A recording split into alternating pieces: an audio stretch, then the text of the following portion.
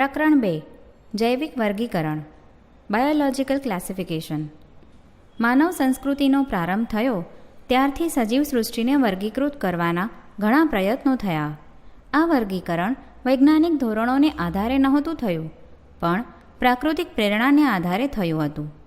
ખોરાક, આશ્રય અને પહેરવેશ તરીકેની આવશ્યકતાને આધારે સર્જાયું. એરિસ્ટોટલ વર્ગીકરણ માટે વધુ વૈજ્ઞાનિક ધોરણે પ્રયત્ન કરવા માટે ઘણા વહેલા હતા. વિવિધ ધોરણોનો વૈજ્ઞાનિક આધાર લઈ એરિસ્ટોટલે સૌ પ્રથમ સજીવોને વર્ગીકૃત કરવા ઘણો પ્રયત્ન કર્યો હતો.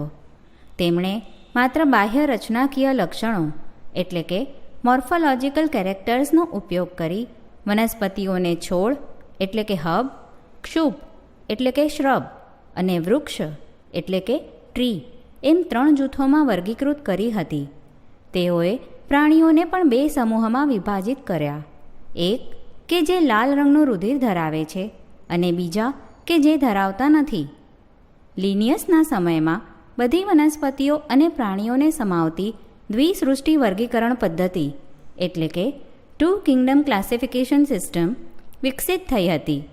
વનસ્પતિ સૃષ્ટિ અને પ્રાણી સૃષ્ટિ. આ પદ્ધતિનો છેક હમણાં સુધી ઉપયોગ થતો હતો. આ પદ્ધતિ એ આદિ કોષ કેન્દ્રીય અને સુકોષ કેન્દ્રીય, એક કોષીય અને બહુકોષીય તથા પ્રકાશ સંશ્લેષી એટલે કે હરિત લીલ અને અપ્રકાશ સંશ્લેષી એટલે કે ફૂગ વગેરે જેવા સજીવો વચ્ચેનો ભેદ કરતી ન હતી. સજીવોનું વનસ્પતિઓ અને પ્રાણીઓમાં વર્ગીકરણ સહેલાઈથી કરાયું હતું અને સમજવામાં સહેલું હતું, પરંતુ ઘણી સંખ્યામાં સજીવો જે તે કક્ષામાં સમાવેશિત થતા ન હતા. આથી દ્વિસૃષ્ટિ વર્ગીકરણ પદ્ધતિની લાંબા સમય માટેની ઉપયોગિતા અયોગ્ય જણાઈ. સંપૂર્ણ બાહ્યાકાર અભ્યાસ ઉપરાંત બીજા લક્ષણો જેવા કે કોષ રચના એટલે કે સેલ સ્ટ્રક્ચર, કોષ દિવાલની પ્રકૃતિ એટલે કે નેચર ઓફ સેલ વોલ, પોષણનો પ્રકાર એટલે કે મોડ ઓફ ન્યુટ્રિશન, નૈસર્ગિક નિવાસસ્થાનો એટલે કે હેબિટેટ્સ, પ્રજનનની પદ્ધતિઓ એટલે કે મેથડ્સ ઓફ રિપ્રોડક્શન, ઉદ્વિકાસકીય સંબંધો એટલે કે ઇવોલ્યુશનરી રિલેશનશિપ વગેરેનો સમાવેશ કરવા માટેની જરૂરિયાત અનુભવાઈ હતી. આથી સજીવો માટેની વર્ગીકરણ પદ્ધતિમાં સમયાંતરે કેટલાક ફેરફારો થતા ગયા. છતાં તેઓએ વનસ્પતિ અને પ્રાણી સૃષ્ટિઓને વિવિધ વર્ગીકરણ પદ્ધતિઓમાં સ્થાયી બનાવી, પરંતુ કયા જૂથો, કયા સજીવો આ સૃષ્ટિઓમાં સમાવેશિત કરી શકાય તેની સમજણ બદલાતી હતી. સમય જતાં વિવિધ વૈજ્ઞાનિકો દ્વારા બીજી સૃષ્ટિઓની સંખ્યા અને તેમાં સમાવેશિત સજીવોની પ્રકૃતિ પણ જુદી જુદી રીતે સમજાવવામાં આવી. 5 સૃષ્ટિઓની લાક્ષણિકતાઓ. 5 સૃષ્ટિઓ. લક્ષણો: મોનેરા, પ્રોટેસ્ટા, ફૂગ, વનસ્પતિ સૃષ્ટિ, પ્રાણી સૃષ્ટિ. કોષ પ્રકાર: આદિકોષ કેન્દ્રીય, સુકોષ કેન્દ્રીય, સુકોષ કેન્દ્રીય, સુકોષ કેન્દ્રીય, સુકોષ કેન્દ્રીય. કોષ દિવાલ: સેલ્યુલોઝ વિહીન એટલે કે પોલિસેકેરાઇડ પ્લસ એમાઇનો એસિડ.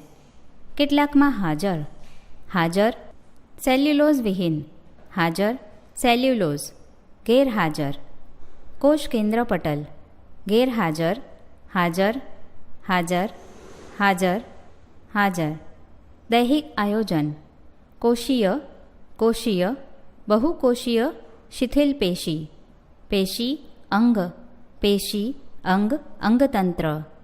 પોષણની પદ્ધતિ: સ્વયંપોષી, રસાયણ સંશ્લેષી અને પ્રકાશ સંશ્લેષી તથા વિષમપોષી, મૃતોપજીવી, પરોપજીવી. સ્વયંપોષી, પ્રકાશ સંશ્લેષી અને વિષમપોષી. વિષમપોષી, મૃતોપજીવી, પરોપજીવી. સ્વયંપોષી, પ્રકાશ સંશ્લેષી, વિષમપોષી, હોલોઝોઇક, પ્રાણીસમ, મૃતોપજીવી વગેરે. R.H. વિટેકર 1969 દ્વારા 5 સૃષ્ટિ વર્ગીકરણ પદ્ધતિ રજૂ કરવામાં આવી. આ 5 સૃષ્ટિઓ મોનેરા, પ્રોટેસ્ટા, ફૂગ, વનસ્પતિ સૃષ્ટિ અને પ્રાણી સૃષ્ટિ જેવા નામાંકનથી તેમના દ્વારા વ્યાખ્યાયિત કરવામાં આવી. તેમના દ્વારા વર્ગીકરણ માટે ઉપયોગમાં લેવાતા મુખ્ય માપદંડોમાં કોષ રચના, સુકાય આયોજન, પોષણની પદ્ધતિ, પ્રજનન અને જાતિ વિકાસકીય સંબંધો એટલે કે ફાઇલોજેનેટિક રિલેશનશીપનો સમાવેશ કરવામાં આવ્યો. 5 સૃષ્ટિઓના જુદા જુદા લક્ષણોનો તુલનાત્મક અહેવાલ એટલે કે કમ્પેરેટિવ અકાઉન્ટ આપે છે. ત્રિક્ષેત્રીય વર્ગીકરણ. ત્રિક્ષેત્રીય વર્ગીકરણ પદ્ધતિ પણ પ્રસ્તાવિત કરવામાં આવી, જે સૃષ્ટિ મોનેરાને 2 ક્ષેત્રમાં વિભાજિત કરે છે. બાકી રહેલી યુકેરિયોટિક સૃષ્ટિ ત્રીજા ક્ષેત્રની છે, જે આગળ જતાં 6 સૃષ્ટિ વર્ગીકરણમાં પરિણમે છે. તમે આ પદ્ધતિ માટે વિસ્તૃતમાં આગળના વર્ગોમાં અભ્યાસ કરશો.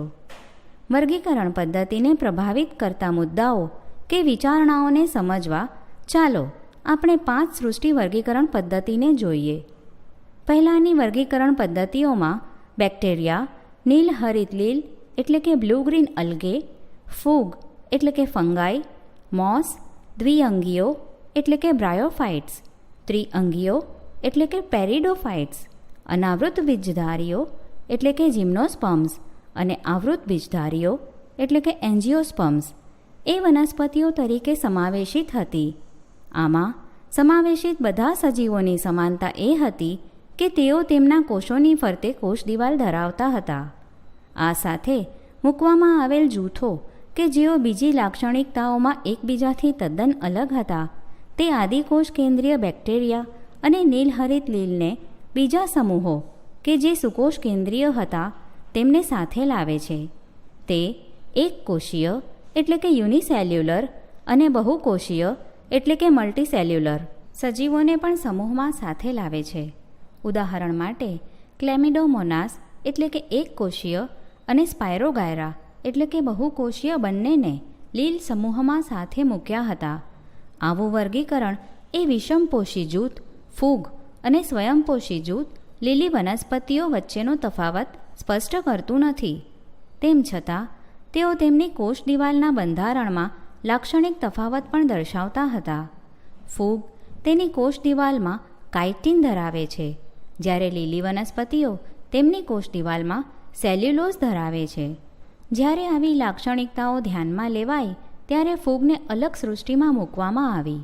ફૂગ સૃષ્ટિ બધા આદિકોષ કેન્દ્રીય સજીવોને એક સાથે મોનેરા સૃષ્ટિમાં મૂકવામાં આવ્યા અને એક કોષીય સુકોષ કેન્દ્રીય સજીવોને પ્રોટિસ્ટા સૃષ્ટિમાં મૂકવામાં આવ્યા. પ્રોટિસ્ટા સૃષ્ટિમાં ક્લેમિડોમોનાસ અને ક્લોરેલા પહેલાં વનસ્પતિઓની સાથે લીલમાં મૂકવામાં આવી હતી અને બંને કોષ દિવાલ ધરાવે છે.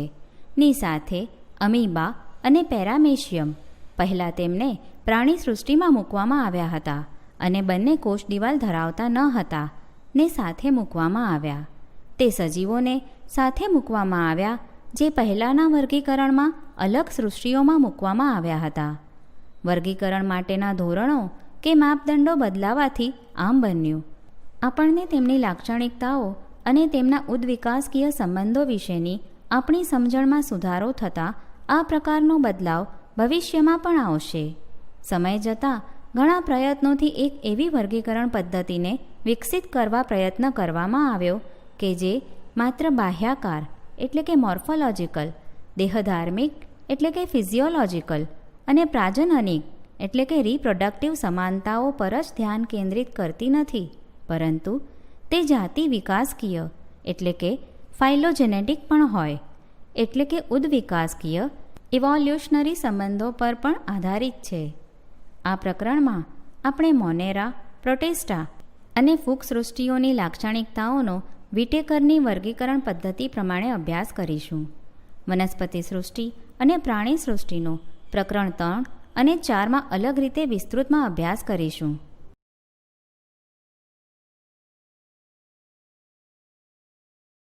સૃષ્ટિ મોનેરા. કિંગડમ મોનેરા. બેક્ટેરિયા મોનેરા સૃષ્ટિના મુખ્ય સભ્યો છે. તેઓ બધે વિપુલ પ્રમાણમાં જોવા મળતા સૂક્ષ્મ જીવાણુઓ એટલે કે માઇક્રો ઓર્ગેનિઝમ્સ છે. એક ખોબા જેટલી માટીમાં 100 એટલે કે સેંકડોથી પણ વધુ બેક્ટેરિયા જોવા મળે છે. તેઓ ગરમ પાણીના ઝરા એટલે કે હોટ સ્પ્રિંગ્સ, રણ એટલે કે ડેઝર્ટ્સ, બરફ એટલે કે સ્નો અને ઊંડા મહાસાગરો એટલે કે ડીપ ઓશિયન્સ કે જ્યાં થોડા જ પ્રમાણમાં બીજા જૈવ સ્વરૂપો જીવન જીવી શકે તેવા વિપરીત નિવાસસ્થાનોમાં પણ વસવાટ કરે છે. તેમાંના કેટલાક પરોપજીવીઓ એટલે કે પેરાસાઇટ્સ તરીકે અન્ય સજીવોમાં કે સજીવો પર જીવન ગુજારે છે. બેક્ટેરિયાને તેમના આકારને આધારે 4 કક્ષાઓમાં વિભાજિત કરવામાં આવ્યા છે. ગોળાકાર ગોલાણુ એટલે કે સ્ફેરિકલ કોકસ, સળિયા આકારના બેસિલસ એટલે કે રોડ શેપ બેસિલસ, અલ્પવિરામ આકારના વિબ્રિયો એટલે કે કોમા શેપ વિબ્રિયમ અને કુંતલાકાર સ્પાઇરિલમ એટલે કે સ્પાઇરલ સ્પાઇરિલમ. બેક્ટેરિયાની રચના ખૂબ જ સરળ હોવા છતાં પણ તેઓ પોતાની વર્તણૂકમાં જટિલ છે. બીજા ઘણા સજીવોની સાપેક્ષે બેક્ટેરિયા એક સમૂહ તરીકે વિશાળ ચયાપચયિક વિવિધતા દર્શાવે છે. કેટલાક બેક્ટેરિયા સ્વયંપોષી એટલે કે ઓટોટ્રોફ્સ છે, એટલે કે તેઓ અકાર્બનિક આધારકો ઇનઓર્ગેનિક સબસ્ટાન્સીસમાંથી તેમના પોતાના ખોરાકનું સંશ્લેષણ કરે છે. તેઓ પ્રકાશ સંશ્લેષી સ્વયંપોષી અથવા રસાયણ સંશ્લેષી સ્વયંપોષી હોઈ શકે છે, પરંતુ મોટાભાગના બેક્ટેરિયા પરપોષીઓ એટલે કે હેટેરોટ્રોફ્સ તરીકે છે. એટલે કે તેઓ પોતાના ખોરાકનું સંશ્લેષણ કરતા નથી, પરંતુ બીજા સજીવો કે મૃત કાર્બનિક પદાર્થો પર આધાર રાખે છે. આર્કીબેક્ટેરિયા. આ પ્રકારના બેક્ટેરિયા વિશિષ્ટ છે. તેમાંના કેટલાક અતિશય ક્ષારયુક્ત વિસ્તાર એટલે કે હેલોફાઇલ્સ, ગરમ પાણીના જરા એટલે કે થર્મોએસિડોફિલ્સ અને કળણભૂમિ એટલે કે મિથેનોજીન્સ જેવા ખૂબ જ સખત કુદરતી નિવાસસ્થાનોમાં રહે છે. જુદા જ પ્રકારની કોષ દિવાલ ધરાવતા હોવાથી આર્કીબેક્ટેરિયા અન્ય બેક્ટેરિયા કરતાં જુદા પડે છે અને આ પ્રકારની રચના વિપરીત પરિસ્થિતિમાં તેમનું જીવન જીવવા માટે જવાબદાર છે. ગાય અને ભેંસ જેવા કેટલાક ચરતા પ્રાણીઓ રૂમિનન્ટ્સ એનિમલ્સની પાચન નળી એટલે કે ગટ્સમાં મિથેનોજેન્સ બેક્ટેરિયા હાજર હોય છે અને તેઓ આ પ્રાણીઓના છાણમાંથી મિથેન એટલે કે બાયોગેસના ઉત્પાદન માટે જવાબદાર છે. યુબેક્ટેરિયા. યુબેક્ટેરિયા કે સત્ય બેક્ટેરિયા હજારોની સંખ્યામાં હોય છે. સખત એટલે કે રિજિડ કોષ દિવાલ અને જો ચલિત હોય તો કશા એટલે કે મોટાઇલ ફ્લેજેલમની હાજરી દ્વારા તેમને વર્ગીકૃત કરવામાં આવે છે. સાયનોબેક્ટેરિયા એટલે કે નીલહરિત લીલ તરીકે પણ ઉલ્લેખ એ લીલી વનસ્પતિઓ જેવું હરિત દ્રવ્ય અક્લોરોફિલ એ ધરાવે છે અને તેઓ પ્રકાશ સંશ્લેષી સ્વયંપોષીઓ તરીકે છે. સાયનોબેક્ટેરિયા એક કોષીય યુનિસેલ્યુલર વસાહતી કલોનિયલ કે તંતુમય ફૈલેમેન્ટસ જલજ એટલે કે ખારા મરીન મીઠા પાણી ફ્રેશ વોટરની કે સ્થળ જ લીલ છે. વસાહતોની ફરતે સામાન્ય રીતે જિલેટિન દ્રવ્યનું આવરણ હોય છે. તેઓ ઘણીવાર પ્રદૂષિત પાણીમાં જથ્થા એટલે કે બ્લૂમ્સ સ્વરૂપે હોય છે. તેમાંના કેટલાક સજીવો વાતાવરણમાંથી નાઇટ્રોજનનું સ્થાપન કરવા માટે વિશિષ્ટ પ્રકારના કોષ ધરાવે છે, જેને અભિકોષ એટલે કે હેટેરોસિસ્ટ કહે છે. દાખલા તરીકે નોસ્ટોક અને એનાબિના. રસાયણ સંશ્લેષી સ્વયંપોષી બેક્ટેરિયા વિવિધ અકાર્બનિક પદાર્થો જેવા કે નાઇટ્રેટ, નાઇટ્રાઇટ અને એમોનિયાનું ઓક્સિડેશન કરે છે અને મુક્ત શક્તિ એટલે કે રિલીઝડ એનર્જીનો ઉપયોગ તેમના એટીપીના ઉત્પાદન માટે કરે છે. તેઓ નાઇટ્રોજન, ફોસ્ફરસ, લોહ અને સલ્ફર જેવા પોષક દ્રવ્યોના પુનઃચક્રીયકરણમાં મહત્વનો ભાગ ભજવે છે. વિષમપોષી કે પરપોષી બેક્ટેરિયા કુદરતમાં વિપુલ પ્રમાણમાં જોવા મળે છે. મોટે ભાગે તેઓ મહત્વના વિઘટકો એટલે કે ડીકમ્પોઝર્સ છે. તેમાંના ઘણા મનુષ્યની ક્રિયાવિધિ પર નોંધપાત્ર અસર પહોંચાડે છે. તેઓ દૂધમાંથી દહીં બનાવવામાં, પ્રતિજૈવિક દ્રવ્યો એટલે કે એન્ટીબાયોટિક્સના ઉત્પાદનમાં, શિંબીકુળ એટલે કે લેગ્યુમની વનસ્પતિઓના મૂળમાં નાઇટ્રોજન સ્થાપન કરવામાં મદદરૂપ છે. કેટલાક રોગકારકો છે જે મનુષ્ય, હ્યુમન બીઇંગ્સ, પાક, ક્રોપ્સ, ફાયદા માટે રાખેલા પ્રાણીઓ, ફાર્મ એનિમલ્સ તેમજ પાલતુ પ્રાણીઓ, પેટ્સના જીવન પર નુકસાન પહોંચાડે છે. કોલેરા, ટાઇફોઇડ, ધનુર એટલે કે ટીટેનસ, લીંબુના ચાઠા એટલે કે સિટ્રસ કેન્કર વગેરે જાણીતા રોગો વિવિધ બેક્ટેરિયા દ્વારા થાય છે. બેક્ટેરિયા મુખ્યત્વે ભાજન એટલે કે ફિશન દ્વારા પ્રજનન કરે છે. ક્યારેક પ્રતિકૂળ પરિસ્થિતિઓમાં તેઓ બીજાણુઓ ઉત્પન્ન કરે છે. તેઓ એક બેક્ટેરિયામાંથી બીજા બેક્ટેરિયામાં પ્રાથમિક પ્રકારના ડીએનએની આપલે દ્વારા લિંગી પ્રજનનથી પણ પ્રજનન કરે છે. માઇકોપ્લાઝમા જીવાણુઓ છે જે સંપૂર્ણ રીતે કોષ દિવાલ વિહીન હોય છે.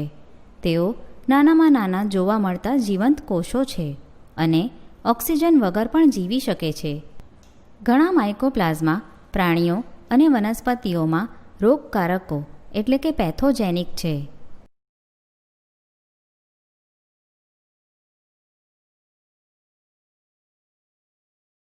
સૃષ્ટિ પ્રોટિસ્ટા, કિંગડમ પ્રોટિસ્ટા. બધા જ એકકોષીય સુકોષ કેન્દ્રીય સજીવો પ્રોટિસ્ટા એટલે કે આદિજીવ પ્રજીવમાં મૂકવામાં આવેલ છે. પરંતુ આ સૃષ્ટિની સીમાઓ સારી રીતે સ્પષ્ટ નથી. એક જીવશાસ્ત્રી માટે તેને પ્રકાશ સંશ્લેષી પ્રોટિસ્ટા હોઈ શકે છે, તો બીજા માટે તે વનસ્પતિ હોઈ શકે. આ પુસ્તકમાં આપણે ક્રાઇસોફાઇટ્સ, ડાયનોફ્લેજેલેટ્સ, યુગ્લિનોઇડ્સ, સ્લાઇમ મોલ્ડ્સ, પ્રજીવો એટલે કે પ્રોટોઝોઅન્સ ને પ્રોટિસ્ટામાં સમાવેશિત કરેલા છે. પ્રોટિસ્ટા સૃષ્ટિના સભ્યો પ્રાથમિક રીતે જલજ એટલે કે અક્વેટિક છે. આ સૃષ્ટિ પ્રાણીઓ, વનસ્પતિઓ અને ફૂગ વગેરે સાથે સંબંધ ધરાવતા બીજા સજીવો સાથે કડી બનાવે છે. સુકોષ કેન્દ્રીય સજીવ હોવાથી આ સૃષ્ટિમાં સમાવેશિત દરેક પ્રોટિસ્ટન કોષકાય એટલે કે દેહ એ ખૂબ જ સ્પષ્ટ કોષ કેન્દ્ર, ન્યુક્લિયસ અને પટલમય અંગિકાઓ મેમ્બ્રેન બાઉન્ડ ઓર્ગાનેલ્સ ધરાવે છે. કેટલાક કશા એટલે કે ફ્લેજેલા અને પક્ષમો સિલિયા ધરાવે છે. પ્રોટિસ્ટ અલિંગી પ્રજનન તેમજ એકબીજાના કોષીય જોડાણ, સેલ ફ્યુઝન કે ફલિતાંડ નિર્માણ, ઝાયગોટ ફોર્મેશનની પ્રક્રિયા દ્વારા લિંગી પ્રજનન કરે છે. ક્રાઇસોફાઇટ્સ.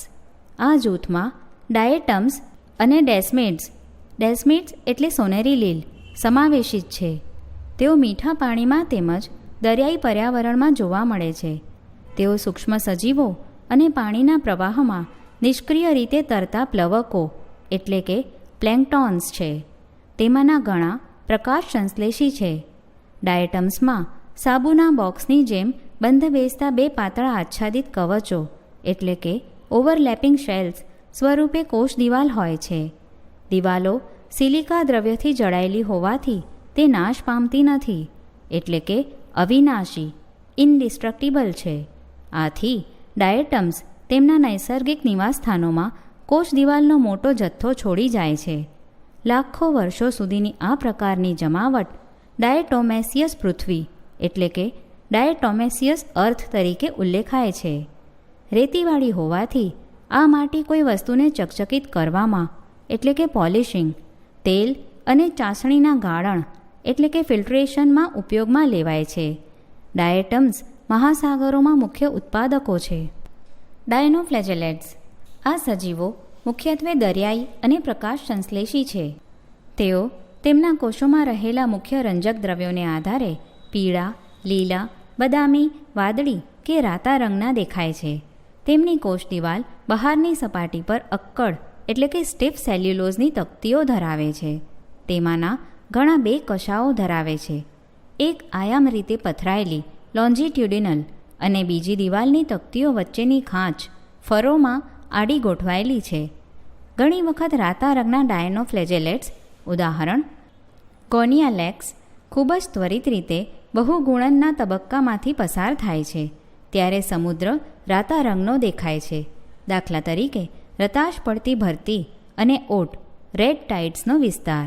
આવી જાતના મોટી સંખ્યાના સજીવો દ્વારા મુક્ત થતું વિષ, ઝેર, ટોક્સિન્સ માછલી જેવા બીજા દરિયાઈ પ્રાણીઓને મારી નાખે છે. યુગ્લિનોઇડ્સ. મોટે ભાગે તેઓ સ્થગિત એટલે કે સ્ટેગ્નન્ટ પાણીમાં જોવા મળતા મીઠા પાણીના સજીવો છે. કોષ દિવાલને બદલે તેઓ પ્રોટીનસભર આવરણ ધરાવે છે જેને છાદી એટલે કે પેલિકલ કહે છે. છાદી તેમના દેહને વળી શકે તેવો નરમ, ફ્લેક્સિબલ બનાવે છે. તેઓ બે કશાઓ ધરાવે છે, એક ટૂંકી અને બીજી લાંબી. તેઓ સૂર્યપ્રકાશની હાજરીમાં પ્રકાશ સંશ્લેષણ કરે છે. જ્યારે સૂર્યપ્રકાશનો અભાવ હોય ત્યારે તેઓ ખૂબ નાના સજીવોનું ભક્ષણ કરી પરપોષી જેવી વર્તણૂક દાખવે છે. રસપ્રદ રીતે યુગ્લિનોઇડ્સના રંજક દ્રવ્યો એ ઉચ્ચ કક્ષાની વનસ્પતિઓમાં હાજર હોય તેવા રંજક દ્રવ્યો સાથે એકરૂપ છે. ઉદાહરણ યુગ્લિના. સ્લાઇમ મોલ્ડ્સ. સ્લાઇમ મોલ્ડ્સ એ મૃતોપજીવી આદિજીવો એટલે કે સેપ્રોફાઇટિક પ્રોટિસ્ટ છે. વનસ્પતિઓની સળતી શાખાઓ કે પર્ણોની સાથે તેમના દેહને પ્રસારી સળતા કાર્બનિક દ્રવ્યોને ગળી જાય છે. અનુકૂળ પરિસ્થિતિઓમાં તેઓ એકત્રિત થઈ પ્લાઝ્મોડિયમ કહેવાતું સ્વરૂપ બનાવે છે કે જે વિકાસ પામી કેટલાક ફૂટ સુધી ફેલાય છે. પ્રતિકૂળ પરિસ્થિતિ દરમિયાન પ્લાઝ્મોડિયમ વિભેદિત થઈ તેમની ટોચના ભાગે બીજાણુઓ એટલે કે સ્પોર્સ ધરાવતી ફળકાય એટલે કે ફ્રૂટિંગ બોડી નામની રચના બનાવે છે. બીજાણુઓ સાચી દિવાલો ધરાવે છે. તેઓ ખૂબ જ પ્રતિકારકતા દાખવે છે અને વિપરીત પરિસ્થિતિઓ એટલે કે એડવર્સ કન્ડિશન્સમાં પણ જીવિત રહે છે. બીજાણુઓ હવાના પ્રવાહ એર કરંટ દ્વારા વિકિરણ પામે છે. પ્રજીવો. પ્રોટોઝોઅન્સ. બધા જ પ્રજીવો એટલે કે પ્રોટોઝોઅન્સ વિષમપોષીઓ હેટેરોટ્રોફ્સ છે અને ભક્ષકો પ્રિડેટર્સ કે પરોપજીવીઓ પેરેસાઇટ્સ તરીકે જીવન જીવે છે. તેઓને પ્રાણીઓના આદિ સંબંધીઓ પ્રિમિટિવ રિલેટિવ્સ માનવામાં આવે છે. પ્રોટોઝોઅન્સના મુખ્ય 4 મોટા જૂથો એટલે કે ગ્રુપ્સ છે. અમીબાઝમ પ્રોટોઝોઅન્સ એટલે કે અમીબોઇડ પ્રોટોઝોઅન્સ. આ સજીવો મીઠા પાણીમાં, ખારા પાણીમાં અને ભીની જમીનમાં જીવે છે. તેઓ શિકાર તરફ ખસી ખોટા પગ પ્રસારીને શિકારને પકડે છે. દાખલા તરીકે અમીબા. ખારા પાણીના સ્વરૂપો તેમની સપાટી પર સિલિકા આવરણો ધરાવે છે. તેમાંના કેટલાક પરોપજીવી તરીકે છે. ઉદાહરણ એન્ટામીબા. કશાધારી પ્રોટોઝોઅન્સ. ફ્લેજેલેટ પ્રોટોઝોઅન્સ. આ જૂથના સભ્યો મુક્તજીવી એટલે કે ફ્રી લિવિંગ કે પરોપજીવી છે. તેઓ કશાઓ ધરાવે છે. તેમના પરોપજીવી સ્વરૂપો ઊંઘવાની બીમારી જેવા રોગો એટલે કે સ્લીપિંગ સિકનેસ ઉત્પન્ન કરે છે. ઉદાહરણ ટ્રાઇપેનોસોમા. પક્ષ્મધારી પ્રોટોઝોઅન્સ એટલે કે સિલિએટેડ પ્રોટોઝોઅન્સ. તેઓ જલદ છે. હજારોની સંખ્યામાં પક્ષ્મોની હાજરીને કારણે તેઓ સક્રિય રીતે હલનચલન કરતા સજીવો છે. તેઓ અન્નમાર્ગમાં પોલાણ એટલે કે ગલેટ ધરાવે છે કે જે કોષની બહારની સપાટી પર ખુલે છે. ક્રમબદ્ધ રીતે ગોઠવાયેલા પક્ષ્મોના હલેસા જેવા સંકલિત હલનચલનને કારણે પાણીના પ્રવાહની સાથે ખોરાક પણ અન્નમાર્ગના પોલાણમાંથી પસાર થાય છે. ઉદાહરણ પેરામેશિયમ. બીજાણુધારી પ્રોટોઝોઅન્સ. આ સમૂહ વિવિધ સજીવોનો સમાવેશ કરે છે કે જેઓ તેમના જીવનચક્રમાં ચેપી ઇન્ફેક્ટિયસ બીજાણુઓ જેવો તબક્કો ધરાવે છે. સૌથી બદનામ એ પ્લાઝ્મોડિયમ છે જે મેલેરિયાને લગતો પરોપજીવી છે કે જે મેલેરિયા ઉત્પન્ન કરે છે. આ એવો રોગ છે કે જે માનવ વસ્તીને મૂંઝવણમાં મૂકી દે તેવી અસર ધરાવે છે. ઉદાહરણ પ્લાઝ્મોડિયમ.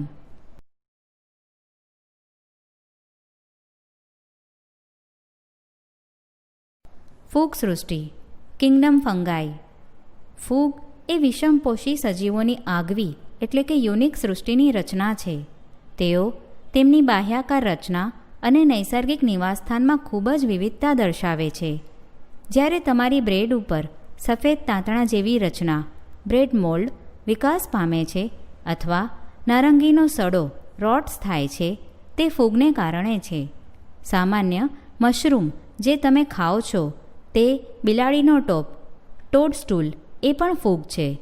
રાઈના પર્ણો પર જોવા મળતા સફેદ ટપકા પરોપજીવી ફૂગને કારણે હોય છે.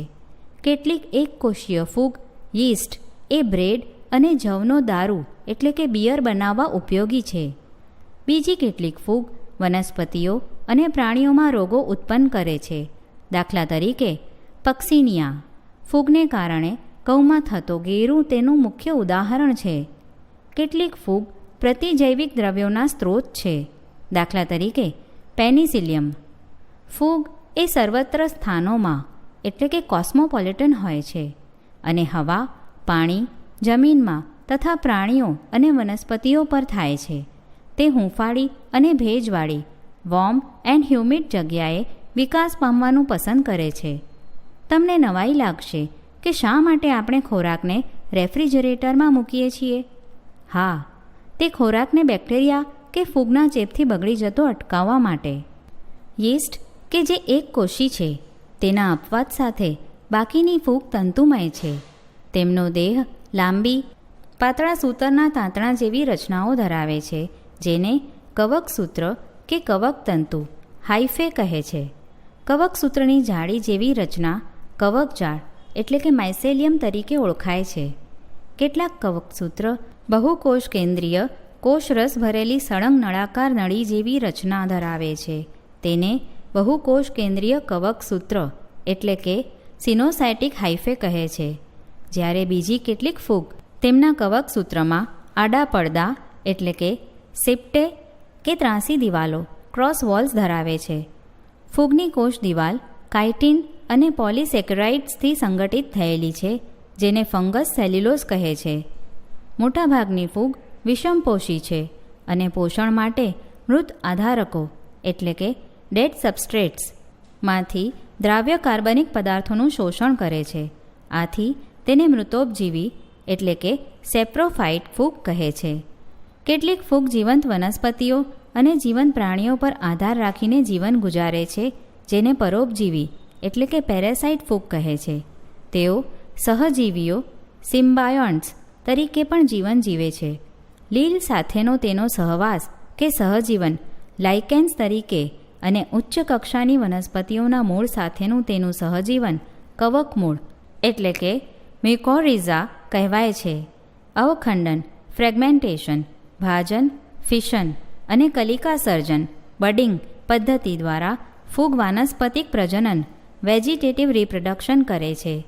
કણી બીજાણુઓ કોનિડિયોસ્પોર્સ કે ચલ બીજાણુઓ ઝૂસ્પોર્સ કહેવાતા બીજાણુઓ દ્વારા અલિંગી પ્રજનન કરે છે તથા અંડ બીજાણુઓ ઓસ્પોર્સ ધાની બીજાણુઓ એસ્કોસ્પોર્સ અને પ્રકરણી બીજાણુઓ બેસિડિયોસ્પોર્સ દ્વારા લિંગી પ્રજનન કરે છે. ફળકાય ફ્રૂટિંગ બોડી કહેવાતી વિશિષ્ટ રચનાઓમાં વિવિધ પ્રકારના બીજાણુઓ ઉત્પન્ન થાય છે. લિંગી ચક્રમાં નીચેના 3 તબક્કાઓ સમાવેશિત છે. 1. જીવરસ સંયુગ્મન પ્લાઝ્મોગેમી. 2 ચલિત કે અચલિત જન્યુઓ વચ્ચેના જીવરસના જોડાણને જીવરસ સંયુગ્મન કહે છે. 2. કોષ કેન્દ્ર સંયુગ્મન કેરિયોગેમી. 2 કોષ કેન્દ્રોના જોડાણને કોષ કેન્દ્ર સંયુગ્મન કહે છે. 3. અર્ધીકરણ મિયોસિસ. ફલિતાંડમાં અર્ધીકરણ ક્રિયા થવાને પરિણામે એકકીય બીજાણુઓ ઉત્પન્ન થાય છે.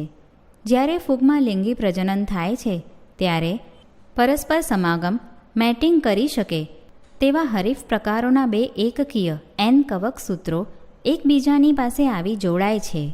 કેટલીક ફૂગમાં 2 એકકીય જ કોષોનું જોડાણ થવાથી તરત જ તે દ્વિકીય કોષો 2Nમાં પરિણમે છે. તેમ છતાં પણ આસ્કોમાયસેટિસ અને બેસિડિયોમાયસેટિસ વર્ગની ફૂગમાં મધ્યવર્તી દ્વિકોષ કેન્દ્રીય અવસ્થા ઇન્ટરવેનિંગ ડાયકેરિયોટિક સ્ટેજ બને છે. N+N દરેક કોષમાં 2 કોષ કેન્દ્રો. આવી સ્થિતિને દ્વિકોષ કેન્દ્રીકરણ ડાયકેરિયોન કહે છે અને આ તબક્કાને દ્વિકોષ કેન્દ્રી તબક્કો ડાયકેરિયોફેઝ કહે છે. પછી પિતૃકોષ કેન્દ્રો જોડાય છે અને કોષ દ્વિકીય એટલે કે ડિપ્લોઇડ બને છે. ફૂગ ફળકાયો બનાવે છે કે જેમાં અર્ધીકરણ વિભાજન થવાથી એકકીય બીજાણુઓ હેપ્લોઇડ સ્પોર્સનું નિર્માણ થાય છે. કવકજાળની બાહ્યાકાર રચના બીજાણુ નિર્માણનો પ્રકાર અને ફળકાયોના નિર્માણને આધારે આ સૃષ્ટિને વિવિધ વર્ગોમાં વિભાજિત કરવામાં આવે છે. ફાઇકોમાયસેટિસ. ફાઇકોમાયસેટિસના સભ્યો જલજ નિવાસસ્થાનોમાં જોવા મળે છે તેમજ ભીના અને ભેજયુક્ત વિસ્તારોમાં સડતા લાકડાઓ પર કે અવિકલ્પી પરોપજીવીઓ ઓબ્લિગેટ પેરેસાઇટ તરીકે વનસ્પતિઓ પર જોવા મળે છે. કવકજાળ પડદાવિહીન એસેપ્ટેટ અને બહુકોષ કેન્દ્રીય સિનોસાઇટિક છે. ચલ બીજાણુ ચલિત એટલે કે મોટાઇલ કે અચલ બીજાણુ અચલિત એટલે કે નોન મોટાઇલ દ્વારા અલિંગી પ્રજનન કરે છે. બીજાણુધાનીમાં આ બીજાણુઓ અંતર્જાત એટલે કે એન્ડોજીનસ તરીકે ઉત્પન્ન થાય છે. બે જન્યુઓના જોડાણથી યુગ્મ બીજાણુઓ ઝાયગોસ્પોર્સ બને છે. આ પ્રકારના જન્યુઓ જો બાહ્યાકાર રીતે સરખા હોય તો સમજન્યુક એટલે કે આઇસોગેમસ કે સરખા ન હોય તો વિષમજન્યુક કે અંડજન્યુક એટલે કે એનિસોગેમસ ઓર ઉગેમસ હોય છે. મ્યુકર, રાઇઝોપસ એટલે કે બ્રેડ મોલ્ડ અને આલ્બ્યુગો એટલે કે રાઈ પર થતી પરોપજીવી ફૂગ કેટલાક સામાન્ય ઉદાહરણો છે. આસ્કોમાયસેટિસ. સામાન્ય રીતે આ વર્ગના સભ્યો કોથળીમય ફૂગ એટલે કે સેક ફંગાઈ તરીકે જાણીતા છે. આસ્કોમાયસેટિસ વર્ગના સભ્યો મુખ્યત્વે બહુકોષીય, દાખલા તરીકે પેનિસિલિયમ કે ભાગ્યે જ એક કોષીય, દાખલા તરીકે યીસ્ટ, સેકેરોમાઇસિસ છે. તેઓ મૃતોપજીવીઓ, સેપ્રોફાઇટ્સ, વિઘટકો, ડીકમ્પોઝર્સ, પરોપજીવીઓ, પેરેસાઇટ્સ કે છાણભક્ષીઓ, કોપ્રોફાઇલસ છાણ પર વિકાસ પામતા તરીકે છે. કવકજાળ શાખિત અને પડદાયુક્ત છે. કણી બીજાણુધાની દર એટલે કે કંડિયોફોર્સ કહેવાતી વિશિષ્ટ કવકજાળ ઉપર બહિર્જાત એક્સોજીનસ તરીકે કણી બીજાણુઓ કોનિડિયા તરીકે અલિંગી બીજાણુઓ ઉત્પન્ન થાય છે. કણી બીજાણુઓના અંકુરણથી નવી કવકજાળ બને છે. કોથળી એટલે કે સેક જેવી ધાનીઓ અસાઈમાં અંતર્જાત એન્ડોજીનસ રીતે લિંગી બીજાણુઓ ઉત્પન્ન થાય છે, જેને ધાની બીજાણુઓ એસ્કોસ્પોર્સ કહે છે. આ ધાનીઓ વિશિષ્ટ પ્રકારના ફળકાયમાં ગોઠવાયેલી હોય છે, જેને ફળધાનીકાય એસ્કોકાર્પ્સ કહે છે. એસ્પરજિલસ, ક્લેવિસેપ્સ અને ન્યુરોસ્પોરા તેના કેટલાક ઉદાહરણો છે. જૈવ રસાયણ એટલે કે બાયોકેમિકલ અને જનીન ક્રિયાવિધિમાં ન્યુરોસ્પોરા ખૂબ જ ઉપયોગી છે. કાળા રંગ, મોરેલ્સ અને પીળા રંગ બફલ્સના ઘણા સભ્યો ખાવાલાયક છે અને સુસ્વાદુ વાનગી તરીકે માનવામાં આવે છે.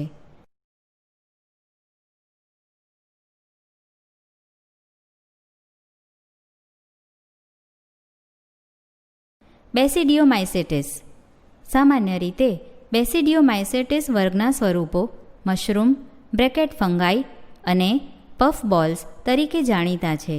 તેઓ જમીનમાં લાકડાના ગોળવા એટલે કે લોગ પર, ઝાડના થડ, સ્ટમ્પ પર કે વનસ્પતિઓના દેહની અંદર પરોપજીવી તરીકે જીવન ગુજારે છે. દાખલા તરીકે ઘેરું, રસ્ટ અને અંગારીઓ સ્મટ તેની કવકજાળ શાખિત અને પડદાયુક્ત છે. અલિંગી બીજાણુઓ સામાન્ય રીતે જોવા મળતા નથી, પરંતુ અવખંડન દ્વારા થતું વાનસ્પતિક પ્રજનન સામાન્ય છે. લિંગી અંગો ગેરહાજર હોય છે, પરંતુ અલગ પ્રકારના વિભેદો કે જનીન પ્રકારોના બે વાનસ્પતિક કે દૈહિક કોષો સોમેટિક સેલ્સના જોડાણ દ્વારા જીવરસ સંયુગ્મન થાય છે. આના પરિણામે દ્વિકોષ કેન્દ્રી રચના બને છે કે જે અંતમાં પ્રકણી બીજાણુધાની બેસિડિયમ તરીકે વિકાસ પામે છે. પ્રકણી ધાનીમાં કોષ કેન્દ્ર સંયુગ્મન અને અર્ધીકરણ થવાથી 4 પ્રકણી બીજાણુઓ બેસિડિયોસ્પોર્સ ઉત્પન્ન થાય છે. પ્રકણી બીજાણુઓ પ્રકણી બીજાણુધાની પર બહિર્જાત રીતે ઉત્પન્ન થાય છે. પ્રકણી બીજાણુઓ ધાની ફળકાયોમાં ગોઠવાયેલી હોય છે, જેને પ્રકણી ધાની કાયો બેસિડિયોકાર્પ કહે છે.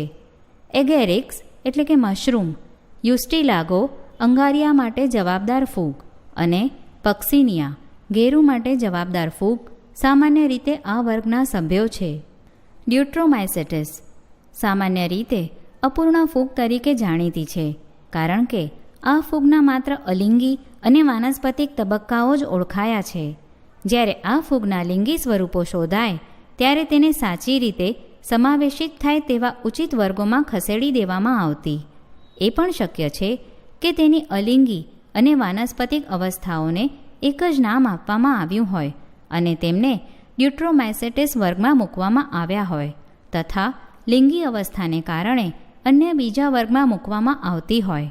પછી જ્યારે તેમની વચ્ચેની કડીઓ સ્વીકૃત બની ત્યારે આ ફૂગની સાચી રીતે ઓળખ થઈ અને ડ્યુટ્રોમાઇસેટિસ વર્ગમાંથી ખસેડી દેવામાં આવી. એકવાર ડ્યુટ્રોમાઇસેટિસના સભ્યોની ચોક્કસ લિંગી અવસ્થાઓ શોધાય ત્યારે ઘણીવાર તેને અસ્કોમાયસેટિસ કે બેસિડિયોમાયસેટિસ વર્ગમાં મૂકી દેવામાં આવતી. ડ્યુટ્રોમાયસેટિસ વર્ગની ફૂગ કણી બીજાણુ તરીકે ઓળખાતા અલિંગી બીજાણુઓ દ્વારા પ્રજનન કરે છે. કવકજાળ પડદાયુક્ત અને શાખિત છે. કેટલાક સભ્યો મૃતોપજીવી કે પરોપજીવી છે, જ્યારે તેમાંના મોટા ભાગના નક્કામાં પદાર્થો એટલે કે કચરાનું વિઘટન કરતા વિઘટકો છે અને ખનિજોના ચક્રીયકરણ મિનરલ સાયક્લિંગમાં મદદરૂપ છે. ઓલ્ટરનેરિયા, કોલિટોટ્રાઇકમ અને ટ્રાઇકોડર્મા તેના કેટલાક ઉદાહરણો છે. વનસ્પતિ સૃષ્ટિ. કિંગડમ પ્લાન્ટી. વનસ્પતિ સૃષ્ટિમાં બધા સુકોષ કેન્દ્રીય હરિતદ્રવ્ય ધરાવતા સજીવો સમાવેશિત છે કે જેઓ વનસ્પતિઓ કહેવાય છે. કીટકભક્ષી વનસ્પતિઓ, ઇન્સેક્ટિવોરસ પ્લાન્ટ્સ કે પરોપજીવીઓ જેવા ખૂબ જ ઓછા સભ્યો આંશિક રીતે વિષમપોષી છે. અર્કઝવર, બ્લેડરવોર્ટ તથા વિનસ મક્ષીપાશ, વિનસ ફ્લાયટ્રેપ કીટકભક્ષી વનસ્પતિઓના ઉદાહરણો છે અને અમરવેલ, કસ્ક્યુટા પરોપજીવી છે. વનસ્પતિ કોષો મુખ્યત્વે હરિતકણો અને કોષ દિવાલ સાથેની સુકોષ કેન્દ્રીય રચના ધરાવે છે. કોષ દિવાલ મુખ્યત્વે સેલ્યુલોઝની બનેલી છે. તમે પ્રકરણ 8માં સુકોષ કેન્દ્રીય કોષ રચનાનો વિસ્તૃતમાં અભ્યાસ કરશો. લીલ, અલ્ગે, દ્વિઅંગીઓ, બ્રાયોફાઇટ્સ, ત્રિઅંગીઓ, ટેરિડોફાઇટ્સ, અનાવૃત્ત બીજધારીઓ, જિમ્નોસ્પર્મ્સ અને આવૃત્ત બીજધારીઓ, એન્જિયોસ્પર્મ્સ વનસ્પતિઓ આ સૃષ્ટિમાં સમાવેશિત છે. વનસ્પતિઓના જીવનચક્ર બે વિશિષ્ટ તબક્કાઓ ધરાવે છે: દ્વિકીય બીજાણુજનક ડિપ્લોઇડ સ્પોરોફાઇટિક અને એકકીય જન્યુજનક હેપ્લોઇડ ગેમેટોફાઇટિક, જે એકબીજાને એકાંતરે છે. એકકીય તથા દ્વિકીય તબક્કાઓની સમયાવધિ અને આ તબક્કાઓ મુક્તજીવી છે કે એકબીજા પર આધારિત છે તે વનસ્પતિઓના જુદા જુદા જૂથો એટલે કે પ્રકારોમાં અલગ અલગ હોય છે. આ પ્રકારની ઘટનાને એકાંત રજનન એટલે કે ઓલ્ટરનેશન ઓફ જનરેશન કહે છે. તમે પ્રકરણ 3માં પણ આ સૃષ્ટિનો ફરીથી વિસ્તૃતમાં અભ્યાસ કરશો. પ્રાણી સૃષ્ટિ. કિંગડમ એનિમલિયા. વિષમપોષી સુકોષ કેન્દ્રીય સજીવો દ્વારા આ સૃષ્ટિને વર્ગીકૃત કરાય છે, જે બહુકોષીય છે અને તેમના કોષો કોષ દિવાલો વિહીન હોય છે. તેઓ ખોરાક માટે પ્રત્યક્ષ કે પરોક્ષ રીતે વનસ્પતિઓ પર આધાર રાખે છે. તેઓ તેમના ખોરાકનું પાચન અંતઃસ્થ ગુહા ઇન્ટરનલ કેવિટી અન્નમાર્ગમાં કરે છે અને સંચિત ખોરાક ગ્લાયકોજન કે ચરબી તરીકે સંગ્રહ કરે છે. તેમના પોષણનો પ્રકાર પ્રાણીસમ હોલોઝોઇક છે. ખોરાકના અંતઃગ્રહણ ઇન્જેક્શન દ્વારા તેઓ ચોક્કસ વૃદ્ધિ પ્રક્રિયાને અનુસરે છે અને ચોક્કસ આકાર અને કદ સાથે પુખ્તતામાં વિકાસ પામે છે. ઉચ્ચ સ્વરૂપો તેઓના ઉપયોગ મુજબ વિકસિત ઇલેબોરેટ સંવેદનાત્મક સેન્સરી અને ચેતાચાલક ન્યુરોમોટર ક્રિયાવિધિ દર્શાવે છે. તેમાંના મોટાભાગના પ્રચલન લોકોમોશન કરવા સક્ષમ હોય છે. નર અને માદાની મૈથુન ક્રિયા કોપ્યુલેશન દ્વારા લિંગી પ્રજનન કરે છે, જે ભ્રૂણ વિદ્યાકીય વિકાસ એમ્બ્રિયોલોજિકલ ડેવલપમેન્ટને અનુસરે છે. વિવિધ સમુદાયોના સ્પષ્ટ દેખાતા વિશિષ્ટ લક્ષણોનું પ્રકરણ 4માં વર્ણન કરેલ છે.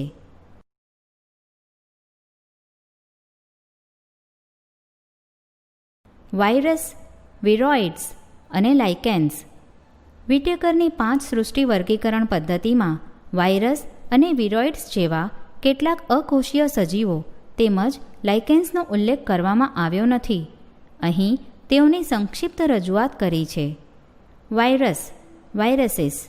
આપણે બધા ક્યારેક ને ક્યારેક શરદી સાથેના ચેપી તાવ કે ઇન્ફ્લુએન્ઝા, કોમન કોલ્ડ ઓર ફ્લૂની રોગિષ્ટ અસરમાં સપડાઈએ છીએ. શું તમે જાણો છો કે વાયરસ આપણા પર કેવી અસર ધરાવી શકે?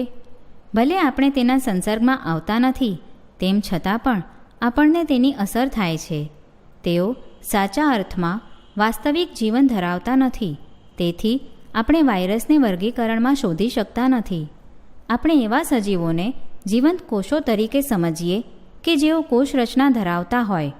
વાયરસ અકોષીય નોન સેલ્યુલર કોષ રચના ધરાવતા નથી.